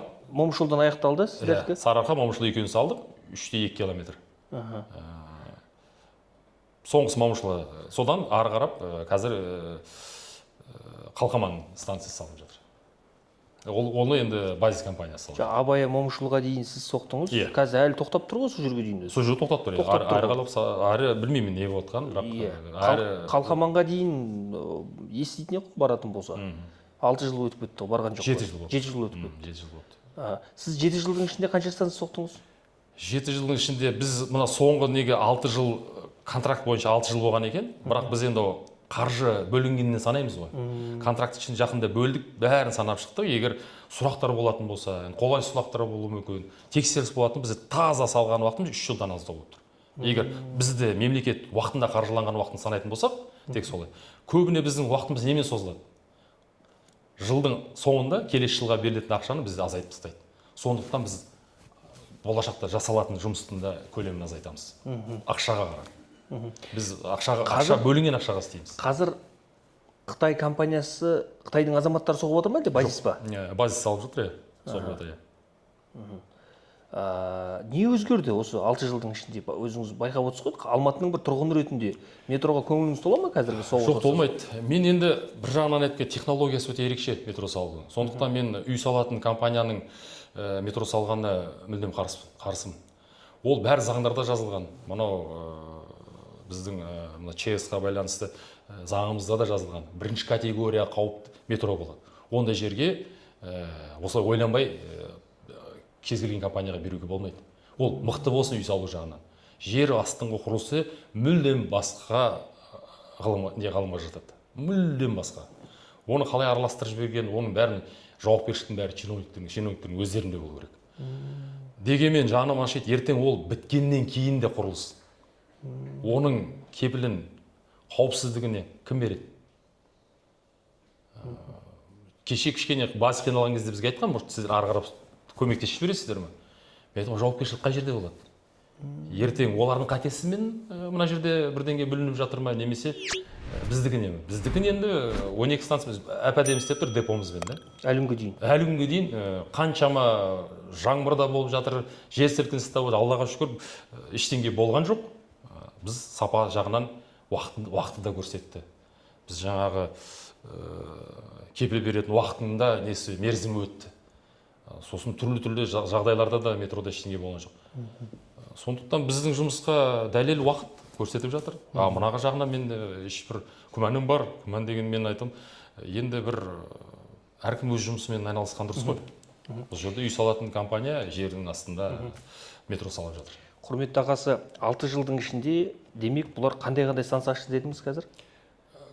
Қазір базисте жоқ, ашқан жоқ. Әлі ашқан жоқ. Тек қана ұрып жатыр. Иә. Осы мамыр айында ашылу керек, енді желтоқсан айына қалдырды деп жатыр. Мен түсінбейтінім, бізде осындай қателер болғанда бізді аямайтын еді, біздің компанияны. Біз талай рет көрсеттік қой. Сосын қаншама бір қателер, негізі метроның енді 5 сантиметр солға оңға кететін болса, ол қателік, ол бізге тексеріс келу керек. Ол жақта астында бізде ондай болған жоқ. Біз норматив бойынша салып келдік. Тура қалай метро салыну керек, енді біз метро салатын компаниямыз бұрыннан салып келе жатқан. Базистерде түрлі жағдайлар болып жатыр. Оны кезінде Абайдың астын тесіп шыққан кездерде болды аппарат. Жаңағы бұрғылайтын аппарат. Оғанда ешкім ештеңе деп жатқан жоқ. Бұл жерде айтып жатырмын ғой, бізде Базистің иесі кім қазір? Иесі Белович. Енді қазір өзгерген болмаса, бұрын сол болатын. Балақ Дариға ханымдарға қатысы жоқ па? Жоқ, ондайды естімедім. Ондай қатысы жоқ сияқты. Енді бірақ айта алмаймын, мен онша бір саясатта кіммен кім екенін кейде түсінбей де қаламын өзім. Бірақ құрылыс жағына келетін болсақ, негізі компанияның өзі құрылыс компания деп айтуға да қиын, ол девелопер компаниясы. Көбіне үйлерді салып, субподрядта көбісі. Қазір байқайтын болсаңыз, компанияны алады да бір жұмысты. Қарасаңыз, артында бір 10-даған, 20-даған компаниялар салып жатыр. Сіз жаңа елорды деп қалдыңыз ғой. Елордадағы былықтардың беті әлі ашылған жоқ дедіңіз. Елордадағы жеп ішіп бағанағы унитазға барып тастап кетті ғой енді, ішкен жегендердің барлығын. Сол адамдарды айтып қалдыңыз. Жалпы осы елорданы о баста бастаған Нұрәлі Әлиев емес пе? Бастаған, мен есімше, иә, Нұрәлі бастаған. Енді қараңызшы, мынау қаншалықты рас ақпарат? Сізбен о баста осы метрода қызмет жасап жатқан кезде сіздің жолыңызды кескен рас па Нұрәлі Әлиевтің? Енді ол бірінші алғашқы қызығушылық танытқан сол енді командасынан деп келген азаматтар. Бұл қалай болды? Ол кезде бақылап сол ЛРТ-ның жұмысын Нұрәлидің өзі, енді ол кезде әкімнің орынбасары Алматы Астананың сол кезде жұмыстарын жүргізіп, сол кезде жақсы мына Қытай компаниясымен байланыстары болды ғой дейміз. Негізі Қытай компаниясы өзі бізге шыққан, Алматы метросын салу бізге қызық деп. Біз енді қарсы емеспіз, біреулермен жұмыс істесіп жатсақ, шетелдік компаниялар несі жаман. Болашақта баға жағынан, сапа жағынан, мерзім жағынан келісіп жатсақ, дұрыс болады ғой деп жақсы қарым-қатынас болып кетті. Содан кейін негізі біріккенде де сол жаңағы азаматта болғаны дұрыс деп қытайлар өздері айтатын. Нұрәлидің болған дұрыс. Иә. Мен айтамын, бұл құрылыстың негізі бұл атақты адамдар біреуге үлкен кісілерге қатысы бар деп бұндай топ жинаудың қажеті жоқ.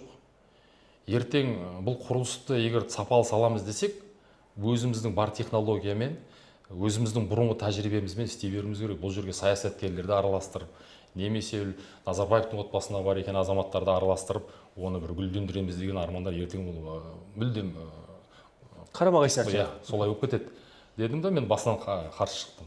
Кездесуге де, сосын ары қарап жалғастыруға да. Сондықтан ары қарап Қытайлармен қарым-қатынасымызды жалғастырдық. Олардікіне Қытайға барып келдік. Қытай темір жолдың компаниясы, метро салатын 2 компания солардың құрамына кіреді. Солардың басшыларымен кездесіп қайттым. Ол жерде бірақ бұл азаматтар туралы ештеңе айтылған жоқ. Тек мына ЛРТ-ны басқарып жатқан сол Қытай компаниялары айтып бастады. Осылай бірігіп істеген дұрыс болады. Менің принципім солай, егер әркім өз саласында өзінің жемісін өзі көріп, өзі істеген дұрыс, жауапкершілігін өзі тарту керек. Бұл жалпы осы Алматы метросын бастаған кезде 80% акционер Дінмұхамед Ідрісов болды? Жоқ. Басынан бастаған кезде 39%. 39%. Оныкі болды, сол кісінікі болды. 61%-ын соңында 2 жылдан кейін, 2,5 жылдан кейін әкімшілік тағы да аукционға қойды. Сол кезде мен өзім барып, өз тікелей қаражатыммен өзім банктен алдырып. Негізі сол мынау жаңа тергеу жүргізетін азаматтарға сол құжаттарды көргенде барып түсінді. 61%-ды өз ақшама банктен ақша аударып алған. Сіз банктан барып қаражат алдыңыз да, өзіңіз салып отырсыз? Жоқ, кредит емес, несие емес, өз ақшамнан. Сосын ол ақшаның қайда екенін тексеріп алса, ол мен ол кісілерді танымайтын кезде болған. Бұл жерде терең зерттеу керек еді мәселені. Біреу айтты екен деп іс қозғамау керек еді бұлар. Бұлардың ұрынып қалғаны содан болды, өкініп қалғаны. Оны айтақтап іс қозғатып отқан кім нақты?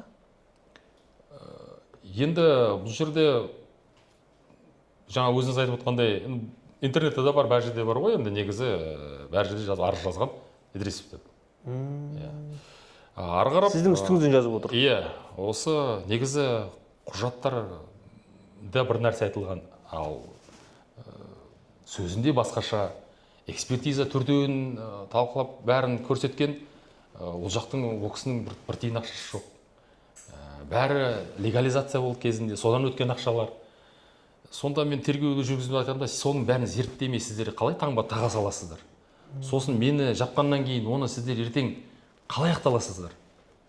Экспертизалардың қарсы шығып тұр сіздердің сөздеріңізге, мына арызшының сөздеріне қарсы шығып тұр. Ақшалар былай жүрген. Сонда біреудің тек арыз жаз деп адамды қамай бересіздер ме? Мәссаған. Сол түсініксіз, негізі жүйенің проблемасы сол болып тұр ғой. Құқық қорғау жүйесінің. Енді ескі Қазақстан, жаңа Қазақстан деп жатырмыз ғой. Жарайды, қазір не қыласыз? Мен қазір көтермей жүргенімде сол қайтесің, бұл ескі Қазақстанмен кеткен нәрсе ғой деп. Мен де қазір көп еске алғым келмейді, ұмытқым келеді. Бірақ дегенмен проблема солай басталды. Тарих ұмытпайды ғой. Тарих, иә, енді бәр нәрсе өзі. Мен ешкімді жазалауда емес, кек алдым, мен жаңа айтып жатырмын ғой. Кек алу деген ойым мүлдем болып жоқ. Неге десеңіз, бұл Алла тағаланың әділдігі бар. Оған кәміл сенемін. Дінмұхамед Ідрісов мырзаның енді бағанағы акциясын қайтарып бердіңіз бе сіз енді?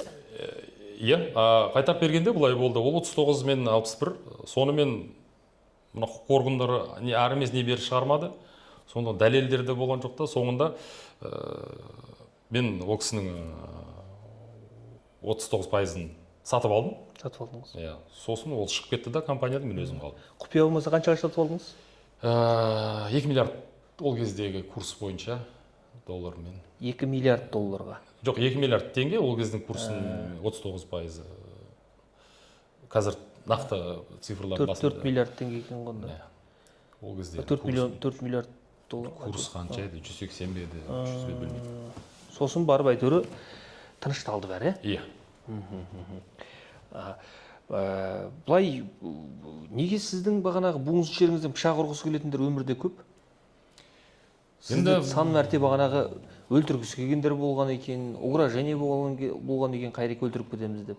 Енді деп маған енді әр жан жақты айтады, саған анау шақ болып жүр деп жатыр екен, анау дегенмен енді бұл жерде бірақ проблема деп ойлаймын. Көп нәрсені бізде қазір келісбейтін нәрсе көп қой қазір болып жатқан. Енді бір жағынан мен ойлаймын, мен дұрыс жолда жүріп бара жатсаң, жақсы жүріп бара жатсаң, түкірік артына тиіп алсаң, дұрыс жолмен жүріп барасың деп орысшасын аударғанда сөйтіп қалжыңдайтын не бар ғой. Мен кейде өзім сөйтіп не қылып қоямын. қайтемін оны зерттей беріп. Бәрібір мен сенімім бар, ұстанымда өмірде қаншама жақсылық жасасын, жамандық жасасын, бәрі өзіңе қайтып келеді. Біздің жоғары жақта отырғандар неге сіздің басыңызды пайдаланбайды? Дұрыс жағына.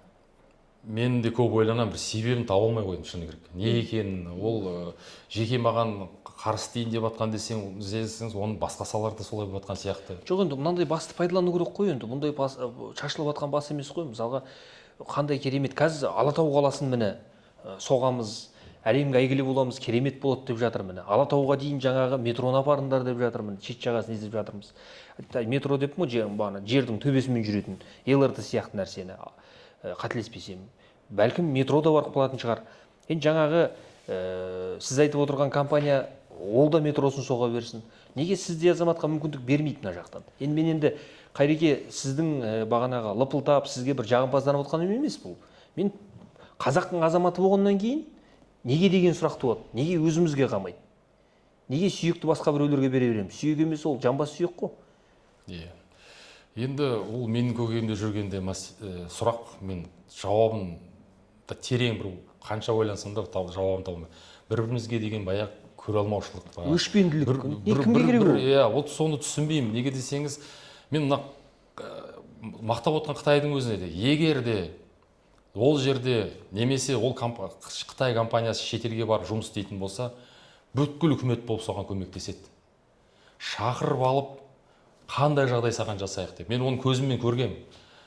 Реформа комитетінің төрағасымен отырып сөйлескен. Біз сіздер түсінбеймін дейді. Ол үкіметте біздің қай комитет, қай министрлікке керек, экономика министрлігі дейік. Или министрі жаңағы біздің экономика қатысты бар министрлігі, сол жерде комитет, реформа комитеті дейік. Соның төрағасының өзі айтады, мен түсінбеймін, сіздерде, бізде шолақ болса да, қисық болса да, егер бір компаниямыз болса бір салада, әлемдік гиганттар кеп тұрса да, біз соны көтереміз дейді. Несие береміз, тегін ақша береміз, оған жағдай жасаймыз. Соны көтеріп, ертең ана гиганттар біздің нарыққа кіріп кетпеу үшін, орнымызды алып қоймау үшін, өзіміздің отандық өндірісті қорғаймыз. Сен дейді 7 жылдан бері келесің дейді. Мен сен бір жаны аяйым дейді. Дайынсың ғой дейді, салып келе жатсың. Ол да маған сұрақ қояды, мен өзіме сұрақ қоямын, мен әлі жауабын таба алмадым. Барсаң, әкімдігі сол баяғы анау хандар сияқты. Саған әлі өшіріп жеткен жоқ. Жарайды, маған емес екен. Ол менің болашағым емес қой, бұл қаланың болашағы. Жоқ, ол енді әкімдердің орны әкесінен қалған орын емес қой. Бүгін бар, ертең жоқ. Сол бар кезінде дұрыс жерге жеткізіп, жаңағы айтып, түсіндіріп, мүмкіндік беру керек қой. Мына қараңызшы өзіңіз. Талғар ауданынан қатынайтын, Есіктен қатынайтын халыққа мен жаным ашиды. Алматыға күнде жұмысқа келеді. Мен мынау Самсадан, Ұзынағаштан, Қаскелеңнен, мына жағы Ұланнан, мына жағы Батаннан келетін халыққа жаным ашиды, станция шымалғаннан. Айналайындар, мынау біздің билікте отырғандар өздері шіркін сол жақта бір әке-шешелер тұрмағаннан кейін ба, не өзінің бағанағы қайын жұрт тұрмағаннан кейін ба, түсінбейді екен кептелісті көрмегеннен кейін. Баяғыда солып тастайтын мүмкіндігіміз болды ғой. Метроны жердің астымен қазып, әкесін таныстырып тұр. Қаншама бюджетке ақша түседі, миллиардтап, Аллаға шүкір. Ана халықтың бір мәшинесін тастап сонымен келетін еді. Жоқ қой ондай мүмкіндік. Қазір өмірлерінің тең жартысы сол кептеліспен өтіп жатыр. Азанда 3 сағат бері, кешке 3 сағат ары, күніне 6 сағат. Оны ойлап жатқан ешкім жоқ. Бар айтатындар не? Жолды кеңейте алмаймыз. Жолды кеңейте алмасақ, жердің астын ойлайық да. Осы жердің бетін үстін ойлайық. Бағанағы аспалы көп, метро деген ЛРТ-сын ойлайық. ЛРТ-сын білмеймін. Астананың ЛРТ-сы осы күнге дейін мүрделер сияқты тұрды ғой. 30 жылдағы біздің бағанағы нағыз жемқорлардың бет бейнесі болып. Сондықтан осы нәрсеге қарап бір қарным ашады. Мамандарды тыңдау керек еді. Әкімшілік қазір мынау үлкен қателігі декорация ретінде салып жатыр да. Әдемілік үшін. Әдемілік үшін. Бірақ егер кептеліс болып жатқан көшелер күнде ойланып көрейікші. Күнде Төле би де, Ташкент, біздің Райымбек көшесі де, Абай да бәрі. Оның ортасына 3 метр енімен 2,5 метр болсын, 3 метр болсын, 1 метр болсын, рельс қойып, ортасына трамвай жібереді, ойланып көріңіз. Жүріп келатқан көлік не солға кете алмайды, не оңға кете алмайды. Егер бір себептермен рельстің үстіне машина мінсе, не трамвай жүрмей қалады? Трамвай ЛРТ бір. Оны халық білу керек. ЛРТ дегенде біздің халық қазір ана Астанадағыдай эстакаданың үстімен жүретін нәрсе. Тек солай жүреді деп ойлады. Негізі ол нағыз трамвай. Нағыз трамвайдың өзі. ЛРТ, БРТ деп әдемі сөздерді қойды да халық қате жаңылысып жатыр. Енді ойланып көріңіз, кептеліс пен әрең жүрген көшелердің ортасына бөлек сол жерден еще 3 метрін, 2,5 метрін трамвайдың астына алып қояды. Міне сондықтан кептелістің көкесі сода болады. Астанада үлкен қате болды, енді болар іс болып кетті, салынды. Дегенмен қазір миллион адам өтті, анау деді. Біз ойлануымыз керек еді. Бізге аттракцион керек пе? Немесе осы кептеліс мәселесінің проблемасын шешесін, жаңағы қоғамдық көліктің проблемасын шешетін бізге көлік керек пе? Ойланбаған сияқты. Ойланбады деп айтсам да болады. Неге десеңіз, Алматының тар проспекттері мен көшелеріне мүлдем бөлек жаңағы БРТ-ға линия бөлу, немесе ЛРТ-ны айтайық, ЛРТ-ға рельске орнын қалдырып салып бастау, ол өте үлкен қате. Оған үлкен маманы болудың қажеті жоқ. Қазір тар көшенің ортасында бөлек тағы трамвай жүретін салынғандықтан машиналар өте проблема болады. Демек, ең тынышы метро дейсіз ғой. Метро, бұл жерде де айтып кетерім, метро әрине неге әлем тек метроны? Қала қалыптасты. Үйлер, проспекттер, тұрғын үйлер көп салынды. Оларды алып тастай алмайсың, сүріп тастай алмайсың. Неге десеңіз, 16, 9 этажды, 5 этажды үйлер тұр. Оның снос қымбат болады. Біріншіден, екіншіден километрлап жол салынады. Оны километрлап үйлерді алып, тұрғын үйлерді сүріп тастап, орнына жол салу керек болады. Сондықтан жердің асты метро. Сөйдеп айтсаң, көбісі ойлайды, әрине Қайрат метро салатын болғасын өзінің жобасын қорғап жатыр. Жоқ, объективті түрде қарайтын болса, ол қажеті жоқ. ЛРТ қажеті жоқ. Мүлдем. Осы метроға салу керек күштің бәрін. Сонда метроның жаңағы қызмет ететін мерзімі 1000 жылдықта. Бұны бір салғаннан кейін оны тесе бермейсіз, ол істеп тұра береді.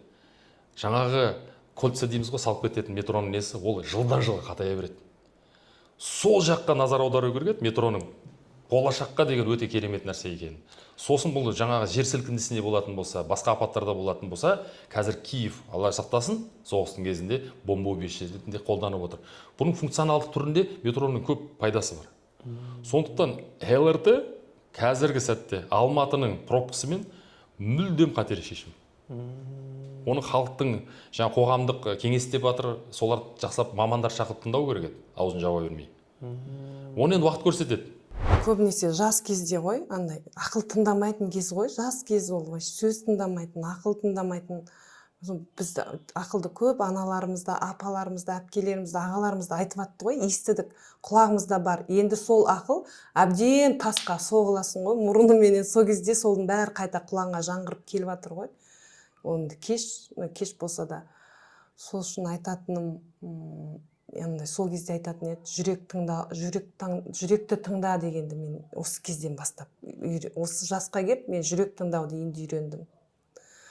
Жүрек тыңда дегенде өзім ойлайтын жүрек тыңдаған емес. Жүрек тыңдасаң тықылдайды, болды, басқа ештеңе жоқ деп. Енді ғана басыңа осындай нәрселер, тағдырың тәлкекке түскенде бүйтіп қарап, өзіңді өзің тынышталсаң, жүрегің сөйлейді екен. Сол сияқты оны ертерек білмеппіз да, соны айтатын. Жастарға не айтам? Ең бірінші әбден ойлап, жан-жағына қарап, өкінбейтіндей қадам жасау керекші. Қазір балаларыма да соны айтам да.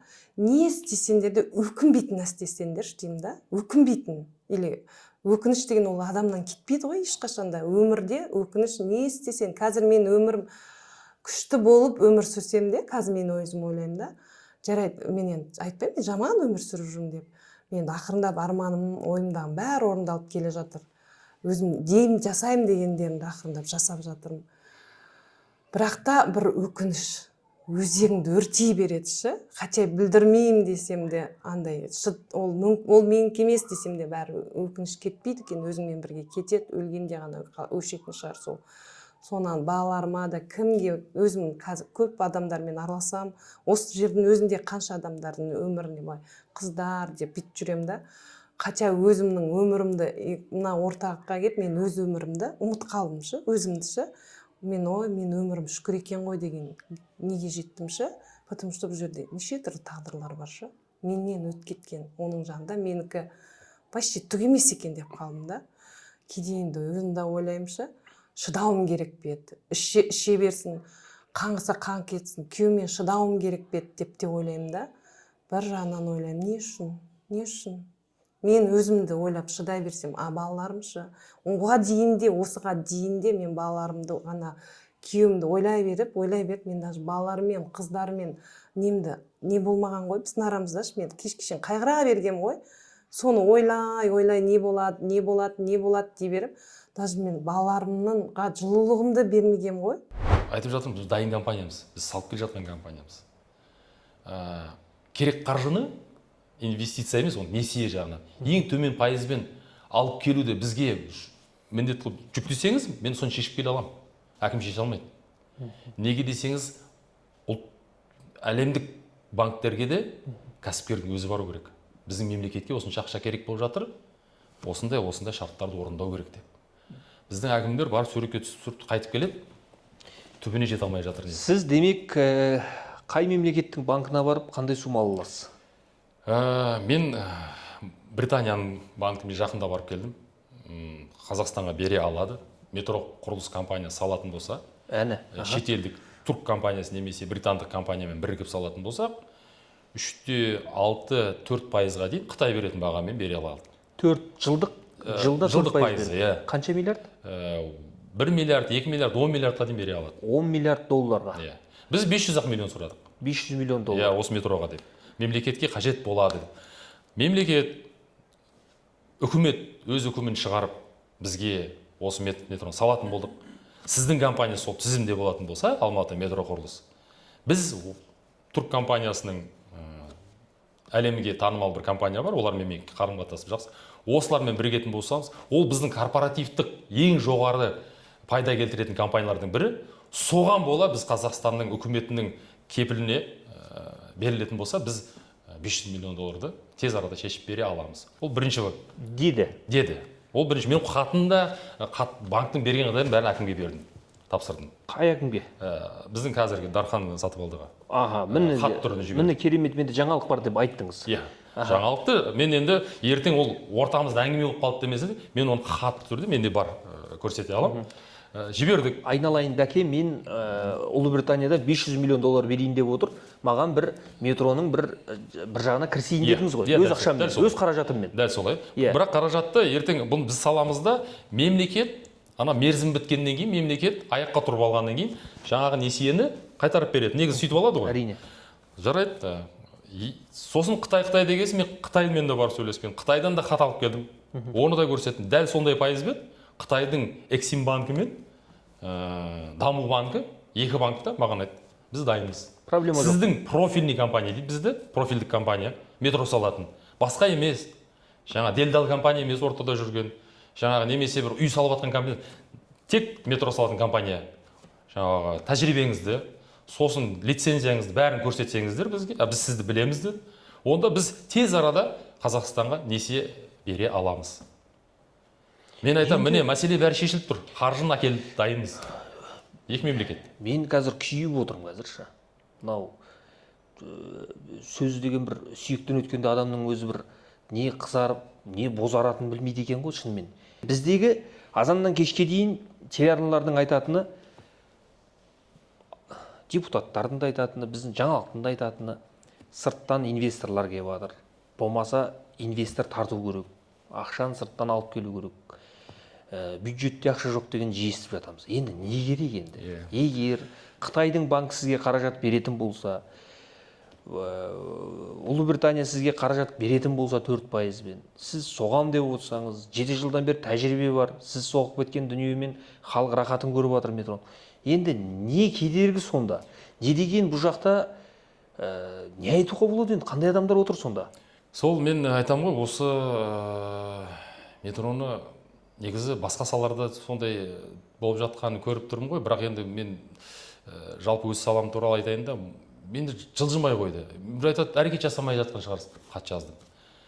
Баратын жеріне бармаған шығарсың, бардым. Бірақ енді мен басымды жерге тигізіп аяғына жығыла алмаймын. ол мен енді әркімнің намысы бар.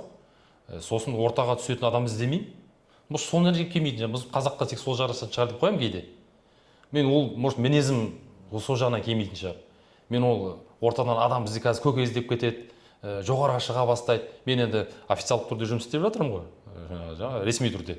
Жаңа хаттарымды жіберіп, шақырса барып кездесіп, оны протоколмен толтырып әкеліп көрсете аламын. Енді хаттарыңызды бір жерлеріне қыстырмай жатыр ғой. Қыстырмай жатыр. Сондықтан барам, келем, бұлар ертесіне айтады, осыда кездестікті қойдық, бір-екі рет айтылған болса айтылады. Бірақ жоғары мүлдем жаңа министрліктер, бұлар да қызық болып жатыр. Енді жазам ғой, премьер-министрға жаздым, министр экономика, финансқа жаздым, қаржы министріне. Түсет, жарты сағаттан кейін ол қағаз Алматыға қайтарып жібереді ғой. Қиыншылық туындып жатқан органға мені қайтадан құжаттарым қайтып келеді да сонда. Мен енді ешкімді күнәлаған кетіп жоқ, бірақ жылжымай жатыр ештеңе. Бәрі нәрсені айту керек қой. Бұл кезде уже біраз нәрсені салып істеп болатын болды. Өздерің таба алмай жатсыздар. Досаев жүрді 4 жыл Қытайға барып. Сонда іздегені метро салатын компания іздейді. Мен айтамын, Алматыда отырмыз ғой. Неғыласыздар оны Қытайдан іздеп. Жоқ, Қытайлар тез салады. Кім оны айтты? Келейік, бәсекелесейік. Мүмкіншілік беріңдерші. Оны ғылыми түрде дәлелдеп берейік сізге, ондай емес екенін. Құр өтірік айтып. Қазір сосын жаңа дұрыс айтып кеттіңіз. Ойбай, Қытай инвестиция берейін деп жатыр екен дейді. Қытай инвестиция емес. Инвестиция мен несие мүлдем басқа нәрсе. Инвестиция ол әкеледі, салады, ол заводы қалады, салған қаржысын өзінің жаңағы әкелген қаржысына салады да өзі нарықпен жұмыс істейді. Ал несиені бізге береді, ертең болашақ ұрпақ біз қайтаруымыз керек. Салық төлеген салығымызды жинап. Сондықтан Қытай бізге инвестиция беріп жатқан жоқ. Осы біздің халық енді ЛРТ мен трамвайдың да парқын білмей жатыр ғой. Еңбегіңізді көріп, ісіңізді көріп қатты қуанып отырмыз. Қазіргі таңда сіз жалпы жас осы аяқдопшыларға үлкен мүмкіндік ашып жатсыз, қателеспесем.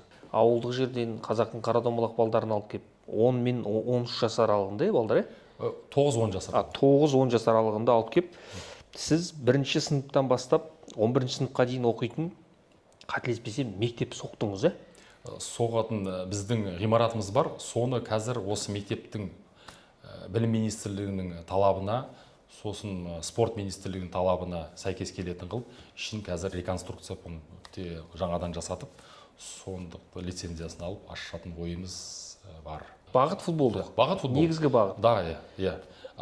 Жалпы ол мектеп, ол жаңағы министрлікке қарама лицензия бәрі болу керек. Неге десе, ол жерде мұғалімдер болу керек, сосын жаңағы тренерлар болу керек. Демек, сіз ашатын мектеп, талантты балдар 7 жастан бастап келеді, 18 жасқа дейін мықты аяқдопшы болып шығады. Иә. Бұл Қазақстанда жоқ бұндай мектеп атымен. Негізі идея бұл балалар ойнап жүрген команда еді, 7 жасынан бірге жаттығу жасап жүрген команда еді. 26 бала. Ол командаға менің балам да баратын. Барып жүрді. Сосын енді бір себептермен бұл команда тарайтын болды да балалар азая бастады. Сосын мен оны көргеннен кейін бапкерден сұрадым, себебі неде деп. Себебі балалар кетіп жатыр. Сосын бұл осы жылдың балаларын тарататын шығармыз деп.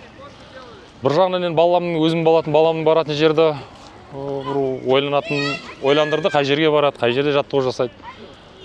Сосын екіншіден өзім енді спортқа жақын болғасын, әр нәрсенің өзінің егер дұрыс басқарып, дұрыс жүйеге қойып білсе, онда бәр нәрсені дұрыс қолға болады ғой. Ал қазақ футболы болашағы бар екен бұрыннан сенім бар. Көп нәрсе жаңағы дұрыс жасай алмайтқандықтан ғой. Сондықтан осы команданы тарлан қылып атын өзгертіп, өзіме алып алдым, толық қаржыландыратын қылып. Сосын қазіргі жағдайын осы жаттығу жасайтын алаңы, экипировкасы, бүткіл керек нәрселерін бәрін өзім ойныма алдым да, осылай қылып тарлан командасын құрылып, бұрынғы ойнап жүрген команда осылай өзінің өмірін жалғастырып кетті. Қазір осы ойнап жатқан команда 2 құрамадан тұрады. Біріншісі А, екіншісі Б. Бірақ екеуінде деңгейі бірдей, жақсы ойнайды. Дайын балалар, соларды ертең жетістіру, жоғары деңгейге дейін көтеру. Шектеулі жоқ, мынандай жасқа дейін жаттығу жасайды, сосын кетеді. Бұлардың да бір тағдыры бізбен байланысты, оны болашағында ойлап қоюымыз керек. Оңайдан бастайсыңдар, дальше қиындай береді, хорошо? Асықпай, контроль. просто қазір ведение пас болады, дальше 2 касания, потом стенка, потом пас на третьего болады, асықпаймыз. Хорошо, Муха, жарай ма? Контроль жасау керек, спокойно, доп ұстап, пас. Жаттығу процесіне жаңағы команданың негізін қалағандар, соған спонсор болғандар неме араласпау керек. Онда бір жаңағы бір өздерінің бір кедергі болған сияқты болады. Сосын істеп жатқан нәрселеріне енді маманы болған соң дұрыс айтпай қою мүмкін. Сосын ол енді сені жаңағы қаржыландырып отырғансын бір аяқ тартып басқа қате нәрсе істеп қою мүмкін. Сол үшін принциптер бар. Иә, еркіндік беру керек. Толық еркіндік. Біздің командада солай. Басқаларда ондай емес деп ойлаймын. Неге десеңіз, көбісі қазір басқа форматта істеп жатыр. Сол балалардан жинағанын сол командаға жаратады. Бізде балалардан ақша алмаймыз. Ата-аналардан алмаймыз. Біз толық өзіміз керек нәрселер бізден қаржыландырамыз. Команда өте жақсы, өте заряженный барлық балдар. Жалпы Тарлан командасы мықты команда деп ойлаймын. Кәсіби тренерлер бізге көп нәрсе үйретеді. Біз тренерлердің арқасында көп нәрсе үйрендік. Мен жасым 10-да. Мен профессионалдық футболистпін. Және мен любимый клубым ол Ордабасы мен ПСЖ. Өйткені олар жақсы клуб, профессиональный, популярный клубтар. Ордабасы олар Қайратты жеңген, ПСЖ олар 2 лига чемпионов подряд жеңген.